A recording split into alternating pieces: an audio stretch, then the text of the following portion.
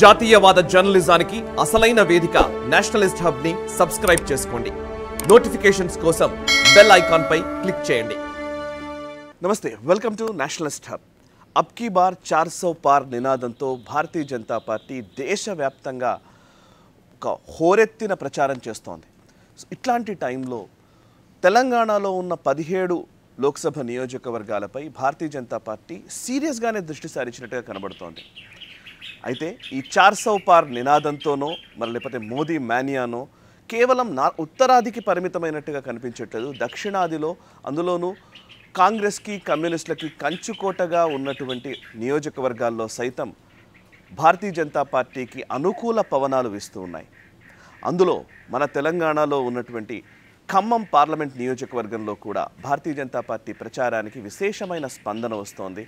And Khammam parliament నియోజకవర్గ అభ్యర్థిగా ఉన్నటువంటి తాండ్ర వినోదరావుకి ప్రజల నుంచి ఒక రకంగా చెప్పాలంటే ఊహించని రీతిలో స్వాగతం కలుగుతున్నట్టుగా తెలుస్తోంది. మాకు చాలా వరకు నేను వింటూ ఉన్నాను. సో ఈరోజు ఖమ్మం నియోజకవర్గానికి డైరెక్ట్గా వచ్చాను. అండ్ ఇక్కడున్న పరిస్థితి గురించి తెలుసుకునే ప్రయత్నం చేద్దాం. అండ్ ఖమ్మం పార్లమెంట్ నియోజకవర్గ అభ్యర్థి తాండ్ర వినోదరావు గారు వారి ఎజెండా ఏంటి, అండ్ ఆయన ఏం చెప్పాలనుకుంటున్నారు, ఈ నియోజకవర్గానికి ఉన్న గత చరిత్ర ఏంటి, భవిష్యత్తు ఎలా ఉండబోతోంది, దానికి సంబంధించిన ప్రణాళిక ఏమైనా ఉందా, తెలుసుకునే ప్రయత్నం చేద్దాం. నమస్కారం తాండ్ర వినోదరావు గారు. నమస్తే అండి. సార్, వినోద్ గారు, నిజానికి ఖమ్మం నియోజకవర్గం ఇందాక నేను ఇంట్రొడక్షన్లో చెప్తున్నాను, ఖమ్మం నియోజకవర్గం అనగానే దీన్ని కొంచెం పక్కన పెట్టేసే ఆలోచించే పరిస్థితులు భారతీయ జనతా పార్టీ గతంలో ఉండేది. అండ్ మొన్నటి వరకు కూడా అట్లాంటి వాతావరణం అనిపించింది. మీరు ఖమ్మం పార్లమెంట్ అభ్యర్థిగా మిమ్మల్ని ప్రకటించిన తర్వాత ఇప్పుడు జరుగుతున్న పరిణామాలు, గత ఒక నెల రోజుల నుంచి 15 రోజుల నుంచి ఉన్న పరిణామాలు మీకు ఎట్లా అనిపిస్తున్నాయి? ఫస్ట్ అసలు ప్రజల నుంచి ఎట్లా ఉంది? ఎవరి రాడార్లో లేనప్పుడు ప్రజల గుండెల్లో మాత్రం మొదటి నుంచి ఉంది. ఎప్పుడైతే మోడీ గారు గత 10 సంవత్సరాల నుంచి వారు చేస్తున్న పాలన కానీ, 600 సంవత్సరాల కల కానీ, దేశాన్ని ప్రపంచంలోనే భారతదేశం ఒక గొప్ప దేశం అని తీసుకెళ్తున్న తరుణంలో ప్రజలకి వారి గుండెల్లో ఆల్రెడీ మోడీ గారు నిండిపోయినారు. ఇది ఇప్పుడిప్పుడు స్పందన కానీ, ఇది కానీ మీ మీడియా రూపంగా కానీ ఇది బయటకు వచ్చి ఇది మీ రాడార్లో కానీ ఇతర పార్టీల రాడార్లో పడుతుంది. కానీ నిస్సందేహంగా మొదటి రోజు నుంచి నేను ఎప్పుడైతే గత 3 నెలల నుంచి విస్తృతంగా ఈ ప్రజల్ని కలవడం జరుగుతుందో ఆ రోజు నుంచి ఈ రోజు దాకా నేను ఒకటే గమనిస్తున్నాను, ప్రజల గుండెలల్లో ప్రజల దీవెనలతోటి నరేంద్ర మోడీ గారు వారు నిండి ఉన్నారు.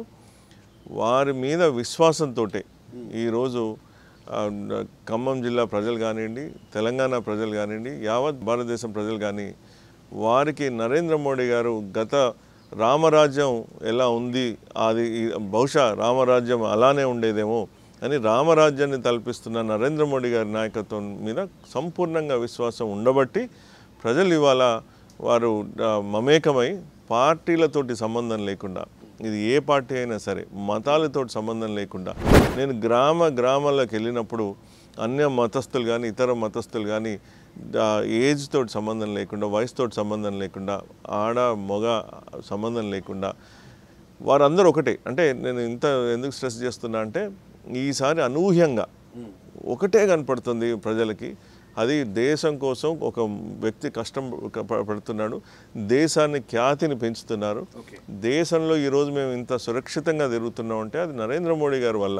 గత 10 సంవత్సరాల క్రితం మీరు చూస్తుంటే శత్రు దేశాలు ఎలా పొంచి ఉండేనో, ప్రతిసారి వాడు టైం టేబుల్ వేసుకొని కాఫీ తాగాలన్నప్పుడల్లా మన ఇక్కడికి వచ్చి సైనికులను ఇబ్బంది పెట్టిన పరిస్థితులు ఉండేది. ఈరోజు ఎవరి ఛాయ్ వాళ్ళది ఇంట్లోనే చేస్తున్నారు, ఎవరి పనులు వాళ్ళ దేశంలోనే చూస్తున్నారు. పొరపాటున కూడా మన వైపు చూస్తే అది వారి ఆటలు గిట్టవని మీరు సర్జికల్ స్ట్రైక్ తోటి మీరు చూసిండ్రు. చైనా మన బార్డర్లో ఉన్నది చూసిండ్రు. రైతులు చాలా చైతన్యవంతులు, ఇక్కడ ఖమ్మం జిల్లా చైతన్యవంతులు. నేను ఎప్పుడైతే ప్రజల దగ్గరికి వెళ్ళి మీ దీవెనలు కావాలి అనే లోపే వారే చెప్తున్నారు. ఒక ఆయన ఛాయ్ దుకాణం అయినా నేను వెళ్ళినప్పుడు నన్ను పిలిచి మేము ఎందుకు ఓటేయాలని చెప్పి నాకు 5 నిమిషాలు చెప్పిండు. అంటే సెక్యూరిటీ గురించి చెప్తుండు, కార్గిల్ వార్ గురించి చెప్తుండు, న్యూక్లియర్ చెప్తుండు, బ్రహ్మోస్ మిజైల్స్ గురించి చెప్తుండు.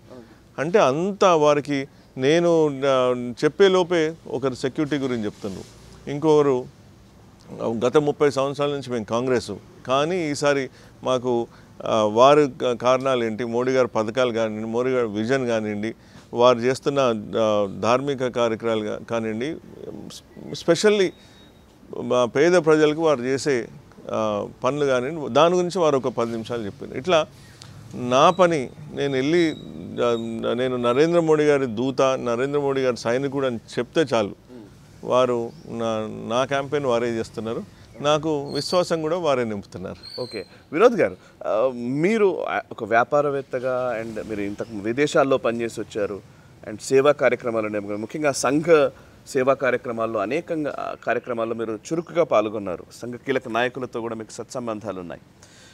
ఇప్పుడు ఖమ్మం జిల్లాలో మేజర్గా నా అబ్జర్వేషన్ కూడా యాజ్ ఎ జర్నలిస్ట్, ఇక్కడంతా కూడా కొంత కుల సమీకరణలు ఎక్కువగా పనిచేస్తాయని, నెంబర్ 2 డబ్బు ప్రభావం తీవ్రంగా ఉంటుందని, విపరీతమైన డబ్బు ప్రభావం ఉంటుంది, ఇక్కడ డబ్బు మాత్రమే పనిచేస్తుంది అనే ఒక నిర్ధారణకు చాలామంది ఈవెన్ జర్నలిస్ట్ లోకంలో కూడా చాలామంది వచ్చారు. అలాంటి టైంలో ఆర్ఎస్ఎస్ లేదా బీజేపీ ఈ భావజాలాన్ని తీసుకెళుతూ ఒక డబ్బు అనే ఒక పెద్ద దాన్ని ఎలా మీరు అధిగమిస్తారు? మన భారతదేశం సంస్కృతి 1000 సంవత్సరాల ముస్లిం పాలన కానీ, బ్రిటిష్ పాలన కానీ తట్టుకున్నప్పుడు అప్పుడు కూడా ఇట్లాంటి వ్యవస్థలు ఉండేవి, అప్పుడు కూడా ఇట్లాంటి ఆశలు ఉండేవి. కానీ మన దేశం కానీ ఇంత పటిష్టంగా ఉండి మన చరిత్ర మనకే ఉంది, మన ధర్మం మనకే ఉందన్న తరుణంలో ఇట్లాంటి చిన్న చిన్న కాంగ్రెస్ మినిస్టర్స్ కానీ ప్రలోభాలు కానీ క్షణికమే. ఎందుకంటే ఆ ప్రభావం మీరు అన్నట్టు గత అసెంబ్లీలో కనపడ్డది, ఈసారి కూడా మళ్ళీ వాళ్ళు అదే చేయబోతున్నారు. కానీ ప్రజలు మాత్రం ఒక్కసారి ఒకరిని నమ్ముతారు, కానీ ఒక మోసగాడిని ఒక్కసారి నమ్మొచ్చు, కానీ ప్రతిసారి మోసం చేస్తుండి నమ్మరు ప్రజలు. అది ఖమ్మం ప్రజలు కానివ్వండి, ఇంకెవరైనా మొదటి ర్యాంక్లో మా ఖమ్మం ప్రజలు ఉంటారు. ఎందుకంటే వారు ఒక్కసారి వారు స్కాన్ చేసిందంటే వారికి ఇంకా తెలిసిపోతుంది. అండ్ కాంగ్రెస్ వాళ్ళ ఈరోజు వారు చేస్తున్న వారి మితిమీరిన కాన్ఫిడెన్స్ ఏంటి అంటే, డబ్బు పెడితే ప్రజలు ఎన్నిసార్లైనా మోసం చేయొచ్చు అని. కానీ వారికి గుణపాఠం చెప్పడానికి ప్రజలు రెడీగా ఉన్నారు. మే 13న వారికి అది తెలిసిపోతుంది. ఈసారి ప్రజలు విప్లవం అనేది ఎప్పుడైనా మీరు చూస్తే అది ఖమ్మం నుంచి స్టార్ట్ అవుతుంది. ఎప్పుడైనా సరే మీరు తెలంగాణ ఉద్యమం కానీ ఇంక్రీజ్ చేసింది కానీ అసలు ఒక ఉద్యమం రూపం చేసింది ఖమ్మం. ఈసారి కూడా ఖమ్మం ప్రజలు మోసగాళ్ళకి బుద్ధి చెప్పబోతున్నారు. డబ్బులతో వచ్చేటోళ్ళని తరిమి పంపించే కార్యక్రమంలో వీళ్ళందరూ ప్రజలు ఉన్నారు.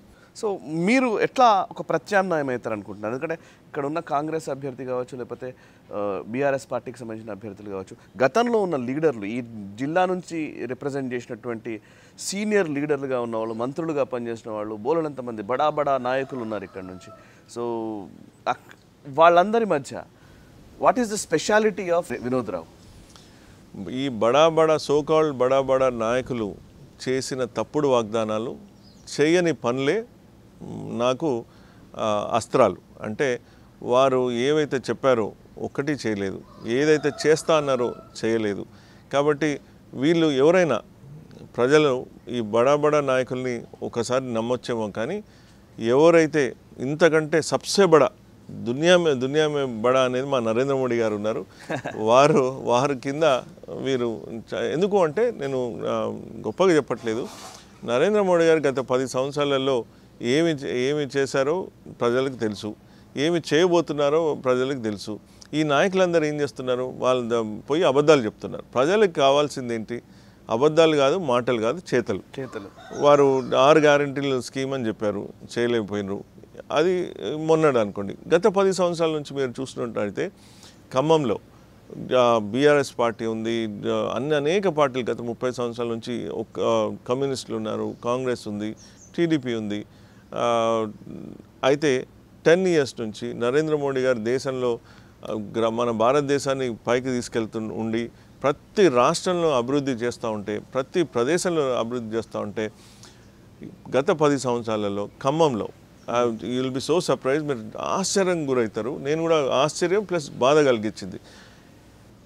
ఒక్క ప్రాజెక్టు, ఒక్క కాలేజ్ కానీ, ఒక హాస్పిటల్ కానీ, ఒక ఇండస్ట్రీ కానీ, ఏదన్నా కాటేజ్ ఇండస్ట్రీస్ కానీ, పోనీ ఎయిర్పోర్ట్ కానీ ఏదైనా కొత్తగూడెంకి ఎయిర్పోర్ట్ కావాలి, పోనీ Kovvur railway station project extension కావాలి, ఏవైతే మేజర్ ఉన్నాయో నాట్ ఏ సింగిల్ వన్ మనకి ఖమ్మంలో రాలేదు. ఇవాళ మీరు ఎవరైనా మీరు వెళ్ళండి, గత 10 సంవత్సరాలలో ఖమ్మంలో మీరు గర్వపడేది ఏదన్నా వచ్చిందా అంటే ఆన్సర్ ఈజ్ జీరో. మరి ఇంతమంది నాయకులు ఉన్నారు. ఇప్పుడు రేణుకా చౌదరి, తుమ్మల నాగేశ్వరరావు, లేకపోతే నామా నాగేశ్వరరావు, లేకపోతే పువ్వాడ అజయ్, మీరు చెప్పుకుంటూ పోతే బోలెడంత పేర్లు, చిన్న పేర్లు ఏం కాదు లిస్ట్. మళ్ళీ అందరూ కూడా రాష్ట్ర రాజకీయాల్ని శాసించిన వాళ్ళు, దేశంలో చక్రం తిప్పుతామన్న వాళ్ళు ఇక్కడ నుంచి ఉన్నారు. మరి ఎందుకని ఇక్కడ ఏం జరగలేదంటే నాకు అనిపించేది ఇది గల్లీ రాజకీయాలతోటి ఇది అభివృద్ధి కాదు. ఇది ఢిల్లీ వారు ఉంటేనే ఇది అభివృద్ధి అవుతుంది. ఏదన్నా గ్రామం అభివృద్ధి కావాలంటే, ఏదైనా పట్టణం అభివృద్ధి కావాలంటే దానికి ఒక ఫోకస్ ఉండాలి, దానికి ఒక ప్రణాళిక ఉండాలి. సెంట్రల్ గవర్నమెంట్ వారి దగ్గరికి పోవాలి, ఎక్స్ప్లెయిన్ చేయాలి,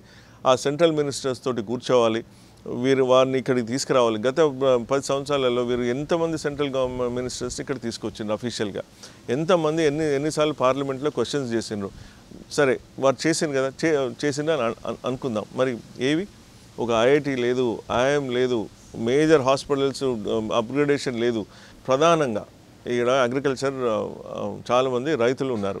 మరి రైతులను ఉద్దేశించి మిరప దానికి కానీ, కాటన్ దానికి కానీ ఏదైనా ప్రత్యేకమైన ఇండస్ట్రీస్ కానీ, హబ్స్ కానీ ఏమైనా వచ్చినాయా?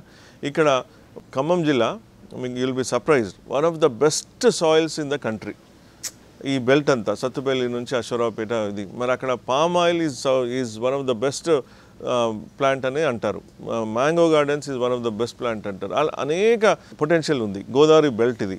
మరి ఏమన్నా మీరు ఇండస్ట్రియల్ హబ్ కానీ, రైతులకు ఉద్దేశించి ఏమైనా ఎస్సీజెడ్ కానీ ఆర్ ప్రాసెసింగ్ యూనిట్స్ పోనీ అని ఏమైనా వచ్చినాయా? రాలేదు. మరి ఇక్కడ tribal belt district is agency district, ట్రైబల్స్కి స్పెషల్గా అనేక ఫండ్స్ ఉన్నాయి. మరి మీరు ఏమన్నా తెచ్చిగలిగినా? అడగందే వారు మోడీ గారు 12,000 కోట్లు పెట్టి రహదారులతోటి ఖమ్మం చుట్టూ మణిహారంలాగా రోడ్స్ ఇన్ఫ్రాస్ట్రక్చర్ డెవలప్ చేసిండ్రు. మరి అడిగితే ఎన్ని ఇయ్యరు? మీరు ఇంకొకటి, ప్రజలు ఏదైనా ఒక వ్యక్తి గురించి వారు బ్యాక్గ్రౌండ్ చూస్తారు. నరేంద్ర మోడీ గారు మాకు ఈ గవర్నమెంట్ లేదు కాబట్టి మేము ఇయ్యమనే వ్యక్తి. వారు అడిగితే ఏదైనా ఇస్తారు. వారు ఆ గవర్నమెంట్ అని ఈ గవర్నమెంట్ అని చూడరు. ఏ మినిస్టర్ కూడా, నాకున్న గత 10 సంవత్సరాల ఎక్స్పీరియన్స్లో ఒక్క మినిస్టర్ కూడా మా గవర్నమెంట్ లేదు కాబట్టి మేము మీకు ఇయ్యమన్నారు. వారు చూసేది ఎట్లా, వారు ఏం అడుగుతున్నారు, వారు జెన్యూన్నెస్. అక్కడ ఎవరైనా అడిగితే కదా ఇచ్చేది. కాబట్టి అడిగేవాడు లేడు కాబట్టి ఇక్కడ ప్రాంతంలో అవకాశం ఉంది కాబట్టి. ఇప్పుడు ఇంకోటి నేను పదే చెప్తా ఉంటా, పిండి ఉంటేనే రొట్టెలు చేయొచ్చు, పిండి లేనిది రొట్టెలు చేయలేము. అక్కడ నరేంద్ర మోడీ గారు 5th బిగ్గెస్ట్ ఎకానమీ వైపు తీసుకొచ్చిండ్రు. అంటే 5th నుంచి 3rd కూడా తీసుకొస్తున్నా అనేది అందరికీ తెలుసు. అంటే ఎంత పిండి ఉందనేది మనకి ఐడియా ఉంది. రొట్టెలు చేసేవాడు ఇక్కడ లేడు. వీళ్ళు ఏం చేస్తున్నారు? కాంగ్రెస్ గవర్నమెంట్ కానీ స్పెషల్ అసెంబ్లీస్లో వాళ్ళకి పిండి చేసేది లేదు. ఇంత గ్రామ్ కూడా పిండి లేదు. రొట్టెలు మాత్రం పుష్కలంగా 100 రొట్టెలు చేసి ఇస్తాం అంటున్నారు. అంటే 6 గ్యారెంటీల స్కీమ్లలో మరి ఒక్కటన్నా మరి ఇచ్చిన ప్రజల్లో ఈసారి మాత్రం చూస్తున్నారు, అరే పిండే లేదు, నీకు రొట్టెలు ఎక్కడి నుంచి చేస్తావా? నరేంద్ర మోడీ గారి దగ్గర బస్తాలు ఉంది, తెచ్చేవాడు కావాలి కాబట్టి మీరు పక్కకు తప్పుకోండి. ఈసారి ఇచ్చేవారు వారైతే తెచ్చేవాడు కూడా భారతీయ జనతా పార్టీ ఒక ఎంపీ అభ్యర్థి అయితే తేగలుగుతాడని మాకు ప్రగాఢ విశ్వాసం ఉంది. ఎందుకంటే గత 10 సంవత్సరాలలో మీరు తేలేదు కాబట్టి ఈసారి వారి దూత అయిన నరేంద్ర మోడీ గారి సైనికుడు అయిన నన్ను అండ్ బీజేపీ అభ్యర్థి అయిన వినోద్ రావుని మేము ఢిల్లీ పంపిస్తాం. మా దూత కింద, వారి సైనికుడి కింద వారు పనిచేసి మాకు ఏవైతే అభివృద్ధి కావాలో, నాకు గత 3 నెలల నుంచి నేను విలేజెస్ తిరుగుతున్నప్పుడు ఫస్ట్ నరేంద్ర మోడీ గారు మాకు చెప్పింది ఏంటి అంటే, అసలు మీరు ఏం చేయదలుచుకున్నారో మీరు చెప్పండి. అక్కడ లోకల్ ఇష్యూస్, ఓవరాల్ డెవలప్మెంటు మనకు విజన్ ఉంది. మైక్రో లెవెల్లో కూడా మీరు పోయి ప్రతి గ్రామానికి పోయి, ప్రతి మండలానికి పోయి మీకు అక్కడ లోకల్ ఇష్యూస్ ఏమున్నాయి అని మీరు హైలైట్ చేసి నా దృష్టికి తెస్తే నేను నా ఓవరాల్ విజన్ డెవలప్మెంట్లో నేను పెడతా అని. సో ప్రతి మండలం వెళ్ళినప్పుడు చాలా లోకల్ సమస్యలు ఉన్నాయి. ఒక దగ్గర నీటి సమస్య ఉంది, ఒక దగ్గర రైల్వే స్టేషను స్టాప్ లేదు, మన ప్రసిద్ధమైన ఎరుపాలెం దగ్గర మేజర్ ఒకప్పుడు ఆగాయి ట్రైన్స్, అక్కడ ఆగట్లేదు. అట్లా ఇటు నుంచి భద్రాచలం రూట్లో ప్యాసింజర్ ట్రైన్స్ ఉండే, అవి కోవిడ్ కాకముందు ఉండే, చాలా వ్యవస్థ ఉండేది. ఇప్పుడు సడన్గా ఆ ట్రైన్స్ ఆగిపోయినాయి. ఇంకో దగ్గర ప్రభుత్వ ఉద్యోగాలు నాకు లెటర్స్ మీద లెటర్స్ ఇస్తున్నారు. ప్రభుత్వ ఉద్యోగాల ఏదైతే వారు జీతాలు ఉన్నాయో లేకపోతే అడిషనల్ రావాల్సినవి ఉన్నాయో అవి రాలేదని లిఖితపూర్వకంగా నాకు రిప్రజెంటేషన్ ఇస్తున్నారు. సో ప్రతి దగ్గర కూడా ఒక్కొక్క ఒక దగ్గర సింగరేణి కాలేజ్ది కార్మికులది వాళ్ళకు వారి ఐటీ ఇష్యూస్ ఏవో ఉన్నాయి, అది వారి దగ్గరికి వెళ్ళడం జరిగింది. ప్రతి ఓపెన్ కాస్ట్ దగ్గరికి నేను మండు టెండర్లలో కూడా వారు నన్ను ఆహ్వానిస్తే నేను పోయి చూడడం జరిగింది. Employees problem. అట్లనే సత్తుపల్లి వస్తే ఓపెన్ కాస్ట్ మైనింగ్ వల్ల పొల్యూషన్ ప్రాబ్లం ఉంది, వారికి నీటి సమస్య ఉంది, వాటర్ కంటామినేట్ అవుతుంది. చేయదలుచుకున్నోడికి ప్రతి సమస్యకి ఒక ఆన్సర్ దొరుకుతుంది. చేయలేనోడికి ఆ సమస్యను గెలికిచ్చి దాన్ని రాజకీయ పరంగా చేసి ప్రజల్ని మభ్యపెట్టి చేసేటోళ్ళు కాంగ్రెస్ ప్రభుత్వం, గత బీఆర్ఎస్ ప్రభుత్వం. మనకేంటి ఆడ ప్రాబ్లం ఉంది, ఇష్యూ ఎట్లా సాల్వ్ కావాలి. కాబట్టి నేను చేసేది ప్రాబ్లమ్స్, సమస్యల ఐడెంటిఫికేషను, అవకాశాలు ఐడెంటిఫికేషన్, దీనికి దానికి సంబంధం లేదు. కాబట్టి అభివృద్ధి అభివృద్ధి అభివృద్ధి అనే దాంతో మేము వెళ్తున్నాము. అది మాకు యథా రాజా తదా ప్రజ.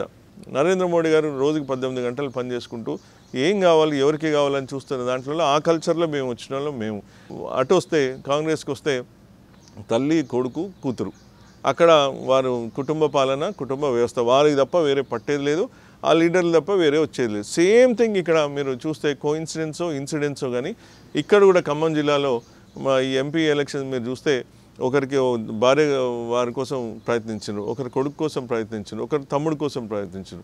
వీళ్ళందరూ కూడా most influential ministers in the state. చివరికి ఒకరు వియ్యంకుడికి వెళ్ళిపోయింది. అంటే యథా రాజాకి తదా ప్రజాకి ఇది 100% నిదర్శనం. ఇది ప్రజలే గమనిస్తున్నారు. ఇట్లాంటి నాకు తెలిసి ఈ ఖమ్మం జిల్లాతోటి అవన్నీ ఎండ్ అయిపోతాయి. ప్రోగ్రెస్ చూసిన వాళ్ళకి, అభివృద్ధి చూసిన వాళ్ళకే పట్టం గడుపుతారు. ఇవి మోసాలు చేసిన వాళ్ళని తరిమి కొడతారు అనేది ఖమ్మం జిల్లా నుంచి మొదటి ఇక్కడ నుంచి స్టార్ట్ అవుతుంది. ఇది నాంది. ఇది వచ్చే రాజకీయాలకి, తెలంగాణ రాజకీయాలకి ఖమ్మం జిల్లానే నాంది. ఓకే సార్, ఇప్పుడు ఖమ్మం జిల్లాకు సంబంధించి భద్రాచలం ఈ జిల్లాలోనే ఉంది, ఉమ్మడి ఖమ్మం జిల్లాలోనే. బట్ భద్రాచలం మీ పార్లమెంట్ నియోజకవర్గం కిందకి రాకపోవచ్చు, మహబూబాబాద్ కిందకి రావచ్చు. అయోధ్య రాముడు ఒకవైపు, భద్రాద్రి రాముడు ఒకవైపు. ఈ యొక్క అయోధ్యలో రామాలయం నిర్మితం అవడము, అక్కడ ప్రాణప్రతిష్ఠ జరగడము, బాలరాముడు కొలువు తీరడము, అండ్ ఆయన వనవాసానికి వెళుతున్నప్పుడు ఉన్న ప్రాంతం భద్రాద్రి. ఇక్కడ ఒక నిజానికి ఒక కోఇన్సిడెన్స్ అంటారు, దాన్ని ఏమంటారు, రామదాస్ కూడా అట్లాగే అందరి దగ్గర నుంచి డబ్బులు సేకరించే గుడి కట్టాడు. ఇప్పుడు అయోధ్య కూడా అందరి పార్టిసిపేషన్ తోటే గుడి నిర్మాణం అయింది. సో భద్రాద్రికి అయోధ్యకి లింక్ చేస్తున్నాం, లేకపోతే మీ నియోజకవర్గం కాకపోయినప్పటికీ బట్ జిల్లా అదే కాబట్టి మీ ఎక్కువ కాన్స్టిట్యున్సీ అంతా కూడా స్ప్రెడ్ ఓవర్ అయి ఉంది కాబట్టి ఆ చుట్టుపక్కల నుంచి. కాబట్టి so do you have any ఒక ప్లాన్, ఒక సిగ్నిఫికెంట్ ప్లాన్ ఏమైనా మీకు నిజానికి ఆధ్యాత్మిక కోణంలో కూడా ఉందా? ఇది భద్రాచలంకి ముందుగా భద్రాచలంకి మాకు చాలా సంబంధం ఉంది. 1930sలో మా తాతగారు దానికి ట్రస్టీ కింద ఉండే. ముత్యాల తరంరావు వారే స్వాతంత్రం కంటే ముందే మా తాతగారు పాలించిన సంస్థను రిప్రజెంట్ చేసినప్పుడు వారు అఫీషియల్గా ముత్యాల తరంరావు తీసుకెళ్ళేది. మా స్వంత ఊరు కూడా నేను తిమ్మంపేట మాది స్వగ్రామం, అది అశోరావుపేట కాన్స్టిట్యున్సీలో వస్తుంది. గత 150 సంవత్సరాలు 200 సంవత్సరాల నుంచి మా పూర్వీకులు, మా తాతలు మా వరకు మేము వ్యవసాయ కుటుంబం. నేను కూడా ఒక రైతు బిడ్డనే. నాకు కూడా ఇప్పుడు నేను వ్యవసాయం చేస్తాను. సో ఈ ఈ లింక్ కనెక్షన్ అనేది ఇప్పటికీ కూడా ప్రతిసారి నవమికి మా దగ్గర ఉన్న మామిడి తోటల నుంచే కాయలు కానీ అప్పటి నుంచి ఇవి కానీ తోరణాలు కానీ మా ఊరు నుంచి దాని నుంచే వెళ్తాయి. సో ఇది అప్పటి నుంచి వస్తున్న సాంప్రదాయం. ఇంకా దీనికి వస్తే భద్రాచలం చుట్టూ you will be surprised actually. దాని చుట్టూ కొన్ని ప్లేసెస్ ఉన్నాయి, అవి చాలా మైథలాజికల్గా కానీ లేకపోతే హిస్టరీగా కానీ మన సాంప్రదాయం ప్రకారం కానీ చాలా ఇంపార్టెంట్ ప్రదేశాలు. ఫర్ ఎగ్జాంపుల్ అక్కడ రథం గుట్ట అని ఉంది. అంటే రావణుడు సీతమ్మని అపహరించినప్పుడు ఆ గుట్ట మీద వారు రథం పెట్టినని అక్కడ ఉంది. ప్లస్ శబరి వారి నివసించిన గుహ ఉంది. అక్కడ రేఖపల్లి అని ఉంది, అది రేఖ దాటితే సీతమ్మ రేఖ దాటినట్టో లేకపోతే ఇంకోటి ఆ పక్షి రెక్క కట్ చేస్తే పడ్డదనే ప్రదేశం ఉంది. అట్లా మన కిన్నెరసాని ఉంది. కిన్నెరసానిలో రాముల వారిని సుగ్రీవులు కలుసుకున్న ప్రదేశం అంటారు, అక్కడ ఉండి సంచరించిన ప్రదేశం అంటారు. అట్లా ఒక సర్క్యూట్ లాగా మనం తయారు చేయొచ్చు. దుమ్ము కూడా ఉంది. అప్పట్లో రాముడు వారు నిర్మించిన బ్రిడ్జ్ అంటారు. అట్లా అంత పర్ణశాల అంటే మీకు తెలిసింది కాబట్టి ఆ ప్లేస్ ఉంది. ఇవన్నీ అయోధ్య నుంచి భద్రాచలం దాకా ఒక స్పిరిచువల్ కారిడార్ మేము ప్రపోజ్ చేస్తున్నాము. అది వారికి మోడీ గారికి కూడా బాగా నచ్చింది. మన నడ్డా గారు కూడా అప్రిషియేట్ చేసినారు. వారు పర్సనల్గా చెప్పినారు, మీరు కాంప్రహెన్సివ్గా ఈ ప్లాన్ తయారు చేయండి. ఏదైతే రాముడు వారు వచ్చి అక్కడి నుంచి ఈ భద్రాచలం వచ్చి ఈ ప్లేసెస్ అన్నీ, ఎందుకంటే రానున్న తరాలకి ఇవి ఇంపార్టెంట్, ఈ ప్లేసెస్ హైలైట్ చేయడం ఇంపార్టెంట్. దక్షిణ అయోధ్య లాగా పేరొందిన మా భద్రాచలము మీరు చూస్తే దాని అనేక సమస్యలు ఉన్నాయి, ఎవరు పట్టించుకునే నాదుడు లేడు. దాన్ని ఎంతన్నా ఇంప్రూవ్ చేయొచ్చు, కానీ దాని సమస్యలు నేను ఇందాక చెప్పిన కదా, ఆ సమస్యల్ని పెద్ద చిలికి గాలివాన చేయడం తప్ప కేంద్రం నుంచి నిధులు తెచ్చి దాన్ని ఇంప్రూవ్ చేయడం కానీ. భద్రాచలం 5 పంచాయతీల ఇష్యూ ఉంది స్థానిక. ఇది భద్రాచలం నుంచి పర్ణశాల పోవాలంటే ఆంధ్రప్రదేశ్ నుంచి కూడా పోవాల్సి వస్తుంది. ఈ కొద్దిగా రోడ్స్ కానీ ఇవి కానీ డెవలప్మెంట్ కానీ చేయాలంటే ఇద్దరు కలిసి కూర్చొని చేయాలి, కొద్దిగా కోఆర్డినేషన్ ఇష్యూస్ ఉంటాయి. అదే కనుక భద్రాచలం నుంచి పర్ణశాల నేషనల్ హైవేస్ కింద తీసుకొని సెంట్రల్ స్కీమ్లో తీసుకుంటే ఇక్కడ నుంచి అక్కడికి అట్లీస్ట్ ఆ నేషనల్ హైవే కానీ ఆ రోడ్ పరిస్థితి మాత్రం ఒకలాగా ఉంటుంది. సో ప్రాబ్లం కనుక సాల్వ్ చేయాలంటే ఇద్దరు మా గవర్నమెంట్స్ తోటి కూర్చొని ఆ స్పెషల్ కారిడార్ కనుక సెంట్రల్ గవర్నమెంట్ కనుక నరేంద్ర మోడీ గారు కానీ మనం చేస్తే సాల్వ్ అయ్యే పరిస్థితి. At least it is practical that ప్రయాణం ఇప్పుడు చాలామంది పర్ణశాలకు పోతూ ఉంటారు, రోడ్స్ ఒక్కోసారి బాగుండవు. కాబట్టి వారు అదే కనుక ఒక మంచి కారిడార్ ఉంటే తొందరగా వెళ్ళిపోతారు. అట్లా అయోధ్య నుంచి భద్రాచలం వరకు ఎక్కడెక్కడ ఉన్నాయో అవన్నీ చేసి ఒక కారిడార్ లాగా చేస్తే అది ఉన్నదని ప్రధానమైన. ఓకే, నేను ఒక కీలకమైన ప్రశ్న, నా అబ్జర్వేషన్ చాలా రోజులు నాకున్న మిత్రులు చాలామంది, ఈ జిల్లాకు సంబంధించిన జర్నలిస్ట్ మిత్రులు చాలామంది ఉన్నారు. సో ఇప్పుడు మీరు రాముడి గురించి చెప్తూ ఉన్నారు. నిజానికి ఈ జిల్లాకు సంబంధించి, ఖమ్మం జిల్లాకు సంబంధించి కమ్యూనిస్ట్ ప్రాబల్యం ఎక్కువగా ఉన్న జిల్లాగా దీన్ని చెప్తూ ఉంటారు. అండ్ మొదటి నుంచి కూడా కమ్యూనిస్టులకు సంబంధించిన నాయకత్వం కానివ్వండి, వాళ్ళ ఫిలాసఫీ లేదా వాళ్ళకి సంబంధించినటువంటి ఐడియాలజీని తీసుకెళ్ళిన క్రమం కూడా చాలానే ఉంది. బట్ ఇదే జిల్లాలో డబ్బు ప్రభావం ఎక్కువగా ఉంది. ఇదే జిల్లాలో బడా నాయకులు ఇంకా బడా అవుతున్నారు. ఈ క్లాసిఫికేషన్ థియరీలన్నీ ఇక్కడేం పనిచేసినట్టు కనిపించట్లే కమ్యూనిస్టులకు సంబంధించి. సో ఇక్కడ మీరు పర్యటిస్తున్న సందర్భంలో ఈ అయోధ్యలో రాముడు కొలువు తీరిన తరువాత మొత్తం ఒక రాముడి నామస్మరణ విపరీతంగా పెరుగుతున్న టైంలో మీ అనుభవం ఏంటి? వామపక్షం నుంచి రామపక్షం వైపు ఈ జిల్లా వస్తుందా? ఖచ్చితంగా ఈ జిల్లాలో రామ భక్తులు కానీ మన దేశభక్తులు కానీ అందరూ దేశభక్తులే.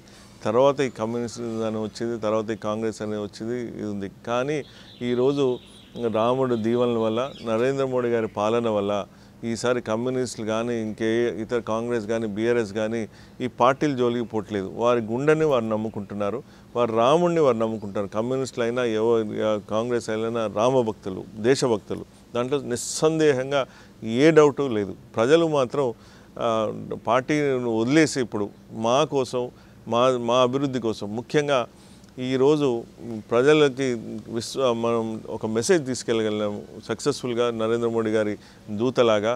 ఈసారి పార్టీలకి అతీతంగా అభివృద్ధి చేసేవారు మోడీ గారు ఉన్నారు, తెచ్చే బాధ్యత నాది. ఈసారి నరేంద్ర మోడీ గారి దృష్టి మన ఖమ్మం మీద పెడదాం. వారిని మీరు నన్ను గెలిపియండి. మనం మొత్తం జిల్లా ఆల్రెడీ ఈ ప్రాంతంలో నేను ఇక్కడ పుట్టినవాడిని, పెరిగినవాడిని.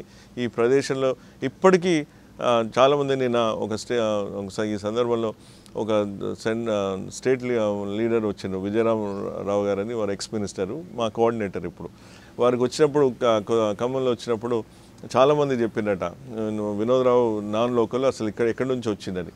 నేను ప్రచార దాంట్లో మేము అశోకరావుపేట కాన్స్టిట్యున్సీ తిరిగినప్పుడు నాకు తెలియదు ఆ సంగతి. వారికి చెప్పినట్టు నేను మా ఊరికి తీసుకెళ్ళి మా ఇల్లు చూపిస్తే వారు ఆశ్చర్యపోయినరు. అరే నువ్వు ఈ గడ్డ బిడ్డవి, నీకు ఈ భాష వచ్చు. నేను మా ట్రైబల్స్ తోటి వారి భాషలో నేను మాట్లాడుతూ ఉంటే వారు చూసి ఇదెక్కడ అన్యాయం, నీ ఇల్లు ఇక్కడ ఉంది, నువ్వు ఇక్కడ వాడి, నువ్వు 200 సంవత్సరాల నుంచి మీ పూర్వీకులు ఉన్నారు, నువ్వు వ్యవసాయం చేస్తున్నావు, నా వ్యవసాయం అంతా చూపించే జనరల్గా అంటే నాకు ఇంట్రెస్ట్ కాబట్టి నేను ఒక అగ్రికల్చర్ ఫ్యామిలీ, నా డిఎన్ఏలో కూడా అగ్రికల్చర్ ఉంది. సో ఇదంతా నేను చూపిస్తున్నప్పుడు వారు ఆశ్చర్యపోయి అందరికీ వారు అదే చెప్తున్నారు, ఈ గడ్డ బిడ్డ అశ్వరావుపేట గడ్డ బిడ్డని పెట్టుకొని మీరు లోకల్ అంటే నా ఓటర్ ఐడి కూడా ఇక్కడే ఉంటుంది.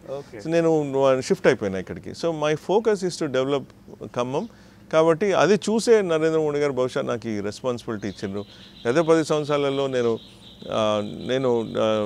సంఘ్ రాష్ట్రీయ స్వయం సేవక్ సంఘ్ వారితోటి ప్రభావితమై వారి ఇన్స్పైర్ అయ్యి వారి జీవితాల్లో చేసిన త్యాగాలకి ఇన్స్పైర్ అయ్యి నేను కూడా నా సోషల్ రెస్పాన్సిబిలిటీ కింద నేను అనేక ఎన్జిఓస్లో పనిచేశాను, విస్తృతంగా పనిచేశాను.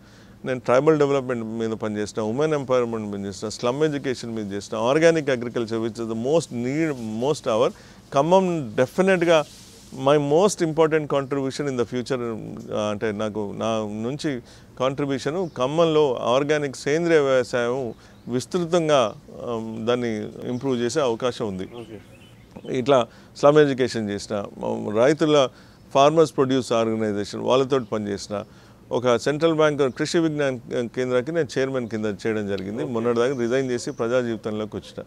ఈ అంతా ఎక్స్పీరియన్సు ఇదంతా ఖమ్మం జిల్లా మీద నాకున్న అనుభవంతో నేను దీని మీద పెడదామని ఇక్కడ షిఫ్ట్ అయిన తరుణంలో నేను ఈ గడ్డ బిడ్డను కాబట్టి నాకు ఈ సమస్యలు తెలుసు. ఎవరో బయట నుంచి వస్తే వాళ్ళకి దీన్ని అర్థం చేసుకోవడం, ఈ క్లైమేట్ మీరు చూస్తూ ఉంటే మీరు మీ పేర్లు చెప్పడం ఎందుకు కానీ మిగతా ఎంపీ క్యాండిడేట్లు అందరూ ఇంట్లో ఈ క్లైమేట్కి భయపడి రూమ్లో కూర్చుంటారు. మేము చూస్తే 45-46 డిగ్రీలలో కూడా గంటన్నర సేపు నేను నడవడం జరిగింది. అంటే ఈ వాతావరణంలో పెరిగిన కాబట్టి వాళ్ళతో ఉన్నా కాబట్టి నాకు అందరు తెలుసు కాబట్టి మనకి ఇది నార్మల్. ఇది కాబట్టి పక్కా లోకల్ అయిన నాకు ఈ లోకల్ సమస్యలు కానీ ఇక్కడ గ్రామం నుంచి నేను మా స్వగ్రామం ఇందాక మీరు చెప్పినట్టు ములకల్పల్లి కాన్స్టిట్యున్సీ, అక్కడ నుంచి నేను పాల్వంచలో 10th వరకు అక్కడే చదివాను. మన అది పాల్వంచ. అక్కడ నుంచి నేను పై చదువుల కోసం డబుల్ పోస్ట్ గ్రాడ్యుయేషన్ చేసిన. Osmania university IP MBA. తర్వాత నేను యూఎస్ వెళ్ళి జస్ట్ ఎక్స్పోజర్ కోసం 2 years I just wanted to see that part of the country. అంటే ఆ ప్రదేశం, ఎందుకంటే ఎవరికైనా విజన్ ఉండాలి అంటే అది ఎక్స్పీరియన్స్ ఉండాలి అని నా పర్సనల్ ఒపీనియన్. చూసుంటేనే కదా దీన్ని పోల్చు ఒక చిన్న లైన్ని ఇంకో పెద్ద లైన్ గీస్తేనే కదా ఈ చిన్నది ఉంది పెద్దది ఉంది అని చెప్పడం. సో ఆ ఎక్స్పోజర్ కోసం నేను యూఎస్లో 2 సంవత్సరాలు ఉండడం జరిగింది. అక్కడ ఒక మల్టీనేషనల్ కంపెనీలో నేను జాయిన్ అయ్యి లాస్ట్కి ఒక రోజు సీఈఓగా వచ్చి ఓనర్ వచ్చి మీరు ఇక్కడ మీరు ఉండిపోండి, ఇది నేను ఇండియా వెళ్ళిపోతా, మీరు మొత్తం నా బిజినెస్ అంతా హ్యాండిల్ చేయండి అని చెప్పినప్పుడు నేను ఒక 2 hours టైం తీసుకొని 3rd hourలో వారికి రిజిగ్నేషన్ లెటర్ ఇచ్చి ఇండియాకి నెక్స్ట్ 10 days యూఎస్ అంతా తిరిగి వాపస్ వచ్చేసిన. ఎందుకంటే ఇంకొక రోజు అక్కడ ఉంటే నేను ఎక్కడ ఫిక్స్ అయిపోతా, నాకు రావడం కుదరదని. మేబీ భగవంతుడు మా తల్లిదండ్రుల ఆశీర్వాదాలు కావచ్చు, నాకు అట్లా అనిపించింది, నేను వచ్చేసిన. వేరే ఉండి ఉంటుంది ప్రాబబ్లీ, లైఫ్ పర్పస్ ఉంటుంది కదా. సో దానికోసమని నేను ఇక్కడ పెరిగిన కాబట్టి నాకు ఈ సమస్యలు తెలుసు కాబట్టి ప్రజలు ఈరోజు మీరు చూస్తూ ఉంటే గత 10 రోజుల నుంచి చూస్తూ ఉంటే ఎక్కడైనా సరే నేను ప్రతి మండల్ వారీగా నేను తిరుగుతున్నా.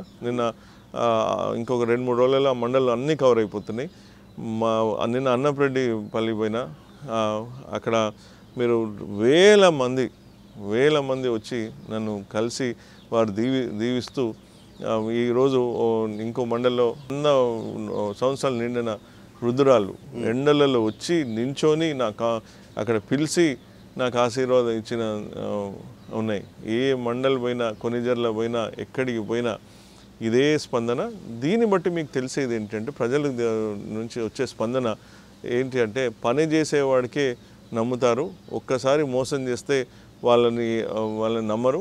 ఇంకొకటి మన భారతదేశం కల్చర్లో ఉంది, మన దాంట్లో ఉంది, రైతును మోసం చేసినోడు ఎవడూ బాగుపడ్డు ఇంతవరకు, మహిళల్ని మోసం చేసినోడు ఎవడూ బాగుపడ్డు. సో ఈ 2 కూడా మోసపోయినామని ఖమ్మం ప్రజలు కానీ ఇవాళ తెలంగాణ ప్రజలు కానీ నమ్ముతున్నారు.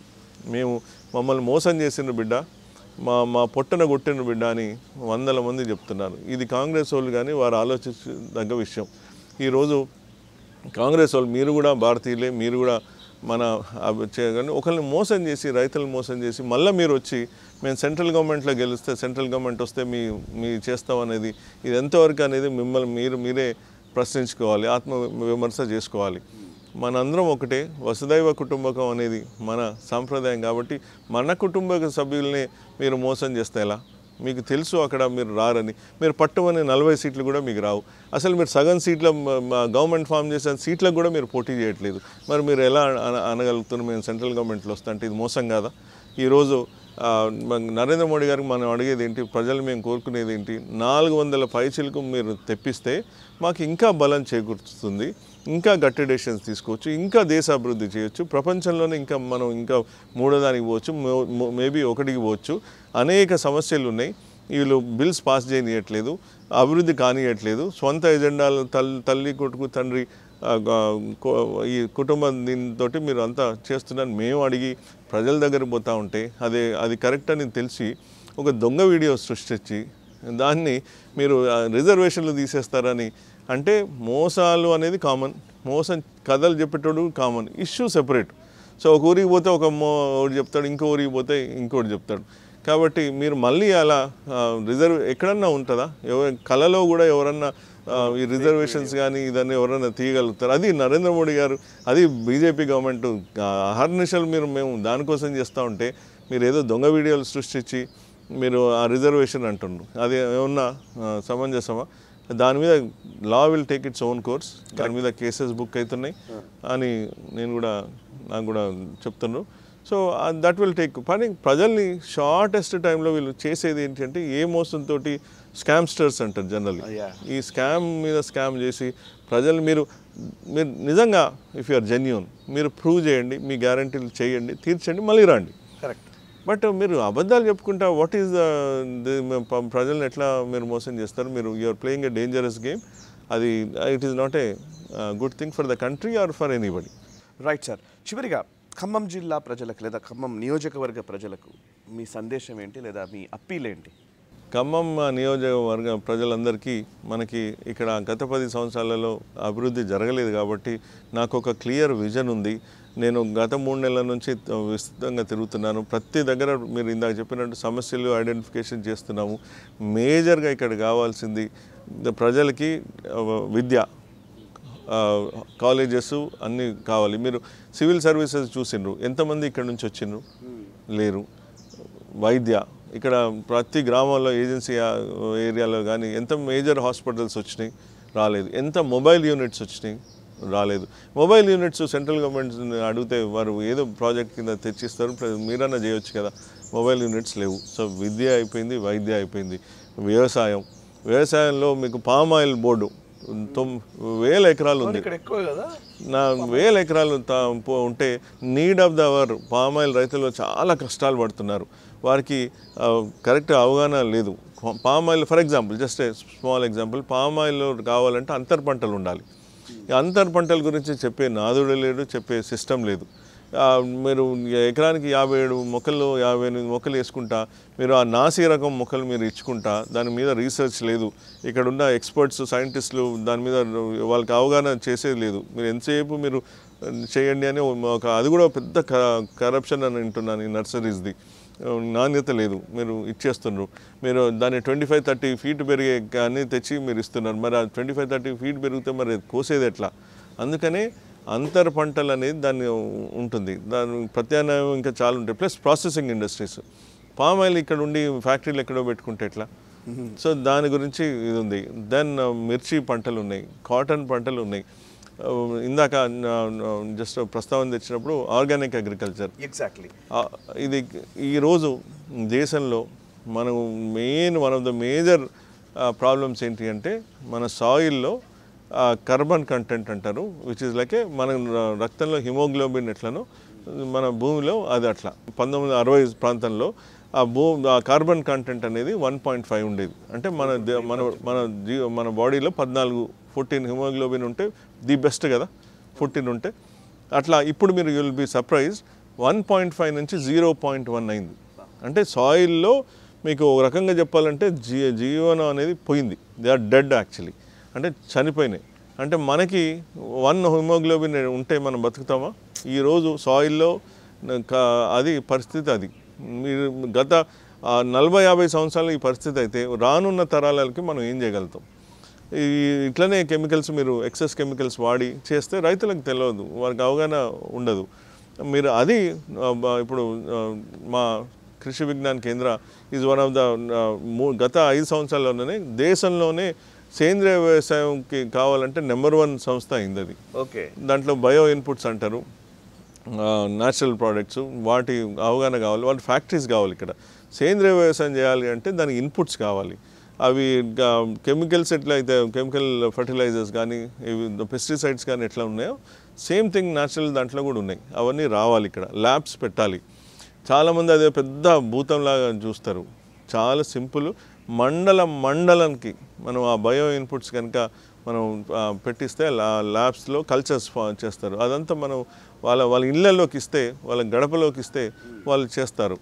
ఇది కాస్ట్ కూడా చాలా తక్కువ, ఎకరానికి ఖర్చు కూడా తక్కువ, కానీ ఇవన్నీ ఇన్పుట్స్ కావాలి. సో ఇవన్నీ అవగాహన చేస్తే ఇప్పుడు ఇంకోటి ఒక దగ్గర ఎక్కడన్నా 5 acres మీరు 2 acres మీరు సేంద్రియ వ్యవసాయం చేస్తారు. అవును. కానీ మీకు ఎవరు వచ్చి మీ దగ్గరికి కొనలేరు. అదే కనుక క్లస్టర్ బేస్డ్ అంటే ఒక గ్రూపు 500 ఎకరాలు ఒక 1000 ఎకరాలు కనుక రైతులతో చెప్పి ఒకే పంటనో 2-3 పంటలో దాంట్లో వేసి కూరగాయలు ఉన్నాయి అనుకోండి, మీరు కూరగాయలు పండించండి అంటే ఢిల్లీ నుంచి మీ గడప ముందు వచ్చి మీకు 1000 ఎకరాలు 500 ఎకరాలు ఆర్గానిక్ ఉంది అంటే ప్రపంచం నుంచి వచ్చి కూడా మిమ్మల్ని తీసుకునే అవకాశం ఉంది. సో ఈ క్లస్టర్ బేస్డ్ ఆర్గానిక్ అంటే సేంద్రియ వ్యవసాయం కావాలి. దీనికి ఫార్మర్స్ ప్రొడ్యూస్ ఆర్గనైజేషన్స్ పటిష్టం చేయాలి. వారు నరేంద్ర మోడీ గారు 10,000 మంది తోటి ఎఫ్పిఓస్ అని చాలా బ్రాడ్గా చేస్తూ ఉంటే ఇక్కడ ఎఫ్పిఓస్ అంటే ఏంటంటున్నారు, ఫార్మర్ రైతు సంఘం. ఇట్లాంటి మాటలు ఏ రాజకీయ నాయకుడి నోటి నుంచి నేను వినలేదు సార్ ఈ మధ్యకాలంలో. సీరియస్గా నిజంగా చెప్తున్నాను నేను. అందరూ కూడా ఏం మాట్లాడుతున్నారంటే డబ్బు గురించి మాట్లాడతారు, ఏదో విమర్శల గురించి మాట్లాడతారు, ఆరోపణలు ప్రత్యారోపణలు చేస్తారు. There is no vision. నిజానికి వింటూ ఉంటే చాలా ఆశ్చర్యంగా ఉంది, ఆనందంగా కూడా ఉంది. లైక్ యూ ప్లీజ్ మీ కంటిన్యూ చేయండి. ఇప్పుడు నేను ఇంకొకటి, ఇప్పుడు నరేంద్ర మోడీ గారు చేసిండ్రు అంటే వారికి ఒక హిస్టరీ ఉంది. గత 10 years నుంచి చేసింది ఉంది, విజన్ డాక్యుమెంట్ ఉంది. 2047 వరకు ఏం చేయాలనేది క్లుప్తంగా ఇంత ప్రపంచంలో నాకు తెలిసి ఏ లీడర్ కూడా అంత విజన్ ఉంది. ఇప్పుడు వారి కింద నేను ఇన్స్పైర్ అయ్యి వారి దాంట్లో జాయిన్ అయినా. నా బ్యాక్గ్రౌండ్ కూడా ఉంది, 10 years నుంచి నేను చేసిన పనులన్నీ ఉన్నాయి. నేను సొసైటీలో సక్సెస్ఫుల్గా సరే వాటెవర్ దేవుడి దయ వల్ల సక్సెస్ఫుల్గా ఉంది. ప్లస్ నేను నా కాంట్రిబ్యూషన్ చేసి ఉంది. సో నా వెనక బ్యాక్గ్రౌండ్ ఉంది, నా ముందు పైన లీడర్ ఉన్నారు కాబట్టి ఇచ్చేవాడు ఆయన ఉన్నాడు, తెచ్చేది అట్లీస్ట్ కనీస అర్హత నాకు ఉంది. కాబట్టి నన్ను ఖమ్మం జిల్లా వాళ్ళకి ఒక లాస్ట్ మీతోటి నన్ను మీరు దీవించండి, నన్ను ఢిల్లీ పంపించండి. ఢిల్లీలో ఏదైతే అవన్నీ ఫండ్స్ ఉన్నాయో నేను తెచ్చే బాధ్యత నాది. ఇక్కడున్న సమస్యలని సాల్వ్ చేసి అవకాశాలని గుర్తించి ఈ అవకాశాలని నరేంద్ర మోడీ గారి దగ్గరికి దృష్టికి తీసుకెళ్తే సంతోషంగా వారు దాన్ని మనకిస్తారు. ఇంకొకటి మొన్న మీరు గమనించండి, రాజ్నాథ్ సింగ్ గారు 43 degrees ఎండలో కూడా వారు నా ర్యాలీకి వచ్చిండ్రు. అంటే వారంతా సాక్షాత్ డిఫెన్స్ మినిస్టరే వారు ఎండలలో తెలిసి కూడా వారి ఏజ్ కూడా మీరు దానికి పరిగణలోకి తీసుకోకుండా అంతసేపు వచ్చి నన్ను చాలా అప్రిషియేట్ చేసిపోయినారు. మొన్న నడ్డా గారు వచ్చిండ్రు కొత్తగూడెం అయితే మీకు తెలియని వేల మంది వచ్చి మోస్ట్ సక్సెస్ఫుల్ సభ ఇంతవరకు హిస్టరీ ఆఫ్ కొత్తగూడెంలో బీజేపీ దాంట్లలో అని వారు నడ్డా గారు వారు పోతుంటూ ఖమ్మంలో ఏం లేదని అనుకుంటున్నారు. కానీ తప్పకుండా నా కళ్ళతో నేను చూసిన ఖమ్మం ప్రజల దీవెనలు నరేంద్ర మోడీ గారి మీద ఉన్నాయి. ఇది సాబిత్ హోగే, నిశ్చింత రహియే. ఏదైతే మీరు అడగండి, ఖమ్మం గురించి మీకు ఏమన్నా కావాలంటే నన్ను అడగండి, నరేంద్ర మోడీ గారిని అడగండి. స్పిరిచువల్ కారిడార్ కానీ ఇండస్ట్రీస్ కానీ పామాయిల్ బోర్డు గురించి ఒక 5 minutes టైం దొరికితే చెప్తాను. మీరు చేస్తున్నారు, లేకపోతే ఇంత ఎండలలో కూడా మీరు వచ్చిండ్రు. బహుశా దేవుడు రాముల ఆశీస్సులు ఉంటే నరేంద్ర మోడీ గారు కూడా ఖమ్మం వచ్చే అవకాశాలు ఉన్నాయి. కాబట్టి ఇవన్నీ ఖమ్మం ప్రజలందరూ చూస్తున్నారు. ఇంతమంది మరి వస్తున్నారు అంటే, మరి ఇంత బిజీ షెడ్యూల్లో మనకి ఇంత సమయం కేటాయిస్తున్నారు అంటే ఖమ్మం మీద వారికి ఉన్న శ్రద్ధ కానీ, వారికి గత 10 సంవత్సరాల్లో జరిగిన అభివృద్ధి మాత్రం వారికి కూడా బాధ కలిగిస్తున్నాయి. వారిని కూడా ఈసారి అంటున్నారు, మీరు అవకాశం ఇవ్వండి, మా చిత్తశుద్ధితో మేము వచ్చి ఇచ్చే బాధ్యత మాదని అంటున్నారు. రైట్ సార్, నిజంగా thank you very much Vinod Rao గారు. నిజంగా మీతో మాట్లాడుతుంటే చాలా ఎనర్జెటిక్గా ఉందండి. నిజంగా పొలిటీషియన్తో మాట్లాడిన అంటే ఒక విజనరీ నాయకుడిని చూసినట్టుగా మాట్లాడుతున్నట్టుగా నాకు అనిపిస్తుంది. Really thank you very much and all the very best. మీలాంటి వాళ్ళు నిజంగానే పార్లమెంట్లో ఉంటే ప్రజలకు మంచి జరుగుతుందన్న ఆకాంక్ష అయితే నాకు కూడా ఉంది. Thank you. సర్వే జన సుఖినో భవంతు. ఎస్, సో చూశారు కదా, ఇది వినోద్ రావు గారితో స్పెషల్ ఇంటర్వ్యూ. నిజానికి నేను కూడా రాజకీయ నాయకులు అనగానే కేవలం రాజకీయాలు మాట్లాడే నాయకులే ఈ మధ్యకాలంలో ఎక్కువగా ఉన్నారు. రాజకీయాలు అనంటే అది కూడా ఏదో మంచి చేసే రాజకీయాలు కాదు, పూర్తి నెగటివ్ ధోరణిలో ఉండే విమర్శలు, ప్రతి విమర్శలు, ఆరోపణలు, ప్రత్యారోపణలు, బూతు పురాణాలు ఇట్లాంటివి మాట్లాడుతున్న వాళ్ళు చాలామంది ఉన్నారు. బట్ ఒక నియోజకవర్గం పట్ల క్లారిటీతో, అంటే ఎక్కడ ఏ సమస్య ఉంది, ఆ సమస్యకు పరిష్కారం ఏంటి, ఎలా దాన్ని పరిష్కరించాలి, ఒక ప్రణాళిక ఏంటి, అండ్ దేశ రాజకీయాలు లేదా దేశంలో వస్తున్నటువంటి మార్పులు ఏంటి, ఆ మార్పులకు అనుగుణంగా మన ప్రజల్ని ఎలా మనము మౌల్డ్ చేయాలి, ఎలా మనం చైతన్యవంతం చేయాలి, ఎలా మనం అభివృద్ధి చెందాలి, ఈ ఎజెండాతోటే వినోద్ రావు గారు ప్రజల్లోకి వెళుతూ ఉన్నారు. ఖమ్మం పార్లమెంట్ నియోజకవర్గంలో ఈసారి ఖచ్చితంగా ఒక సంచలనమైనటువంటి ఒక ఫలితాలు వస్తాయి అనే ఒక అంచనా కూడా వ్యక్తమవుతోంది. ఎవరు ఊహించని విధంగా ఖమ్మంలో ప్రజలు బీజేపీ వైపు పూర్తిగా మొగ్గు చూపే అవకాశాలు కూడా ఉన్నాయనే చర్చ నడుస్తున్న టైంలో ఇది వినోద్ రావు గారి అభిప్రాయాలు, వారితో ఇంటర్వ్యూ. మీకు కూడా మీ అభిప్రాయాలు ఏమైనా ఉంటే కనుక వెంటనే మీరు కమెంట్స్ ద్వారా తెలియజేయండి. ఈ వీడియోని 10 మందికి చేరవేయండి. అండ్ వినోద్ రావు గారితో మీరు ఏకీభవించినట్లయితే ఈ వీడియోని వెంటనే లైక్ చేయండి. And nationalist hub group of ఛానల్స్ని సబ్స్క్రైబ్ చేసుకొని జాతీయవాద జర్నలిజాన్ని ప్రోత్సహించండి. Thank you very much. ఈ వీడియో మీకు నచ్చినట్టయితే లైక్ చేయండి, 10 మందికి షేర్ చేయండి. అలాగే కామెంట్ల రూపంలో మీ అభిప్రాయాలను మాతో పంచుకోండి. Nationalist hub group of channels ను సబ్స్క్రైబ్ చేసుకుని తెలుగునాట జాతీయవాద జర్నలిజాన్ని ప్రోత్సహించండి. ఈ వీడియో కింద ఉన్న బెల్ ఐకాన్ పై క్లిక్ చేయడం మర్చిపోవద్దు.